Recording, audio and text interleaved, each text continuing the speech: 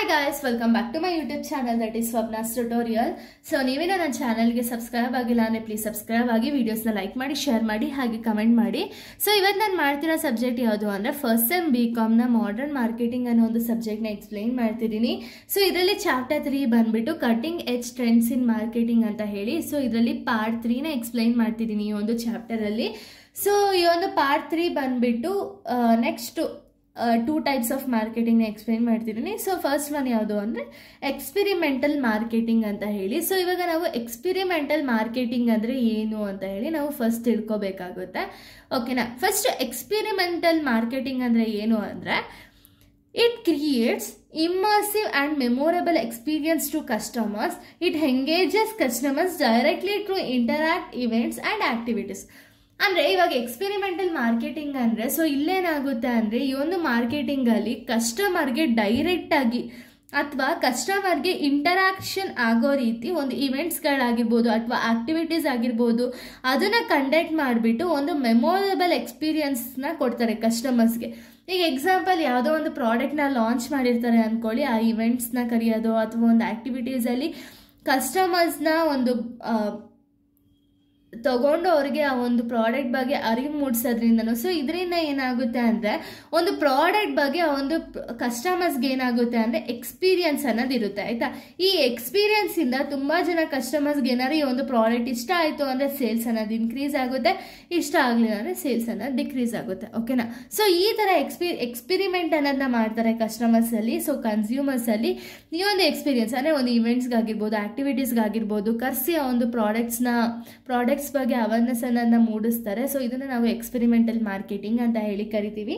So ಇದರಿಂದ ಏನೇನೆಲ್ಲ benefits ಅಥವಾ ಅಡ್ವಾಂಟೇಜಸ್ ಇದೆ ಅಂದರೆ enhance brand loyalty. So brand loyalty ಅನ್ನೋದು ಜಾಸ್ತಿ ಆಗುತ್ತೆ. ಇವಾಗ ಎಕ್ಸಾಂಪಲ್ ಯಾವುದೋ ಒಂದು ಕನ್ಸ್ಯೂಮರ್ ಅಥವಾ ಕಸ್ಟಮರ್ಸ್ ಒಂದು ಪ್ರಾಡಕ್ಟ್ನ ಪ್ರೊಡ್ಯೂಸ್ ಮಾಡಿ ಒಂದು ಪ್ರಾಡಕ್ಟ್ನ ಕನ್ಸ್ಯೂಮ್ ಮಾಡಿದ್ದಾರೆ ಅಂದ್ಕೊಳ್ಳಿ, ಅವ್ರಿಗೆ ಇಷ್ಟ ಆಯಿತು ಅಂದರೆ ಅವ್ರು ಲಾಯಲ್ ಆಗಿರ್ತಾರೆ. ಸೊ ಇದರಿಂದ ಬ್ರ್ಯಾಂಡ್ ಲಾಯಲ್ಟಿ ಅನ್ನೋದು ಇನ್ಕ್ರೀಸ್ ಆಗುತ್ತೆ.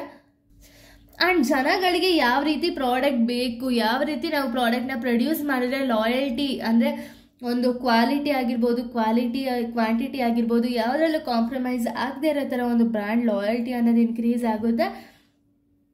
Next increase customer engagement. So customer engagement ಅನ್ನೋದು ಇನ್ಕ್ರೀಸ್ ಆಗುತ್ತೆ. ಸೊ ಕಸ್ಟಮರ್ಸ್ ಮಧ್ಯ ಈಗ ಎಕ್ಸಾಂಪಲ್ ಒಂದು ಕಸ್ಟಮರ್ಸ್ ಆಗಿರ್ಬೋದು ಪ್ರೊಡ್ಯೂಸರ್ಸ್ ಆಗಿರ್ಬೋದು ಇವ್ರಗಳ ಮಧ್ಯೆ ಒಂದು ಅಂಡರ್ಸ್ಟ್ಯಾಂಡಿಂಗ್ ಅನ್ನೋದು ಪ್ರಾಪರ್ ಆಗಿರುತ್ತೆ. ಸೊ ಅದನ್ನು ನಾವು ಇನ್ಕ್ರೀಸ್ ಕಸ್ಟಮರ್ ಅಥವಾ ಎಂಗೇಜ್ಮೆಂಟ್ ಅಂತ ಹೇಳಿ ಕರಿತೀವಿ.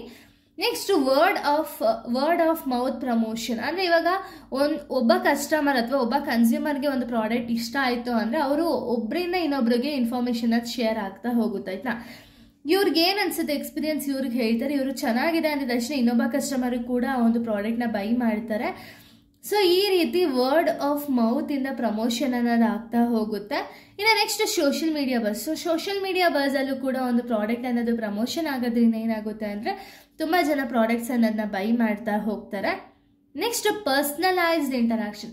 ಸೊ ಇಂಟರಾಕ್ಷನ್ ಅನ್ನೋದು ಪರ್ಸ್ನಲ್ ಆಗಿರುತ್ತೆ. ಸೊ ಇದರಿಂದ ಏನಾಗುತ್ತೆ ಅಂದರೆ ಪ್ರಾಡಕ್ಟ್ ಬಗ್ಗೆ ಕ್ವಿಕ್ ಆಗಿ ಫೀಡ್ಬ್ಯಾಕ್ ಅನ್ನೋದು ಸಿಗುತ್ತೆ. ಸೊ ಡೈರೆಕ್ಟ್ ಫೀಡ್ಬ್ಯಾಕ್ ಅನ್ನೋದು ಕೂಡ ಸಿಗುತ್ತೆ. ಆ್ಯಂಡ್ ಪ್ರಾಡಕ್ಟ್ ಬಗ್ಗೆ ಕಸ್ಟಮರ್ಗಿರುವಂಥ ಒಂದು ಏನು ಫೀಡ್ಬ್ಯಾಕ್ ಇದೆ ಅಥವಾ ಏನು ಅನ್ನಿಸ್ತಿದೆ ಪ್ರಾಡಕ್ಟ್ ಬಗ್ಗೆ ಅನ್ನೋದನ್ನು ಕೂಡ ಅವರಿಗೆ ತಿಳಿತಾ ಹೋಗುತ್ತೆ. ಸೊ ಇದೆಲ್ಲ ಒಂದು ಬೆನಿಫಿಟ್ಸ್ ಆಫ್ ಎಕ್ಸ್ಪೆರಿಮೆಂಟಲ್ ಮಾರ್ಕೆಟಿಂಗ್ ಆಗಿದೆ. ಇನ್ನು ನೆಕ್ಸ್ಟ್ ಬಂದ್ಬಿಟ್ಟು ಅಗ್ಯುಮೇಟೆಡ್ ರಿಯಾಲಿಟಿ. ಸೊ ಅಗ್ಯುಮೇಟೆಡ್ ರಿಯಾಲಿಟಿ ಅಂದರೆ ಏನು ಅಂದರೆ it integrates digital information with the real world in real time. So ಇಲ್ಲಿ ಅಗ್ಯುಮೇಟೆಡ್ ರಿಯಾಲಿಟಿಯಲ್ಲಿ ಏನು ಅಂದರೆ ಸೊ ಇವ್ರಿಗೆ ಒಂದು ಡಿಜಿಟಲ್ ಇನ್ಫಾರ್ಮೇಷನ್ ಅನ್ನೋದು ಸಿಗುತ್ತೆ, ರಿಯಲ್ ವರ್ಲ್ಡ್ ಆ್ಯಂಡ್ ರಿಯಲ್ ಟೈಮಲ್ಲಿ ಒಂದು ಡಿಜಿಟಲ್ ಇನ್ಫಾರ್ಮೇಷನ್ ಅನ್ನೋದು ಸಿಗ್ತಾ ಹೋಗುತ್ತೆ. ಓಕೆನಾ. ಸೊ ಇದನ್ನು ನಾವು ಅಗ್ಯುಮೆಂಟೆಡ್ ರಿಯಾಲಿಟಿ ಅಂತ ಹೇಳಿ ಕರಿತೀವಿ. ಸೊ ಈ ಒಂದು ಬೆನಿಫಿಟ್ ಏನೇನಿದೆ ಅಂದರೆ ಸೊ ಬೆನಿಫಿಟ್ಸ್ನ ನೋಡೋದಾದರೆ ನಾವು enhance customer engagement.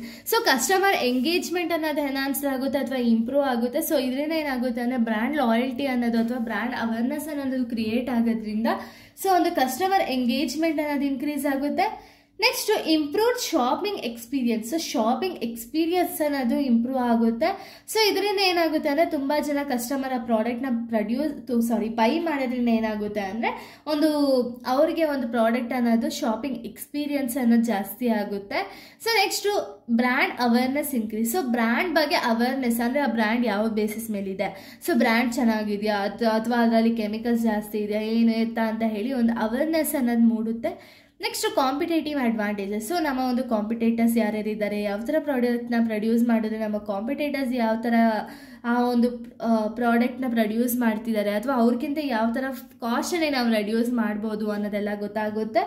Next increase customer satisfaction. So ಕಸ್ಟಮರ್ನ ನಾವು ಕಿಂಗ್ ಆಫ್ ದಿ ಮಾರ್ಕೆಟ್ ಅಂತೀವಿ. ಸೊ ಕಸ್ಟಮರ್ಸು ಒಂದು ಸ್ಯಾಟಿಸ್ಫೈ ಆದರೆ ಮಾತ್ರ ನಮ್ಮ ಒಂದು ಸೇಲ್ಸ್ ಅನ್ನೋದು ಇಂಪ್ರೂವ್ ಆಗುತ್ತೆ. ಸೊ ಇದರಿಂದ ಏನಾಗುತ್ತೆ ಅಂದರೆ ಅಗ್ಯುಮೆಂಟೆಡ್ ರಿಯಾಲಿಟಿಯಿಂದ ಕಸ್ಟಮರ್ ಸ್ಯಾಟಿಸ್ಫ್ಯಾಕ್ಷನ್ ಅನ್ನೋದು ಇನ್ಕ್ರೀಸ್ ಆಗುತ್ತೆ.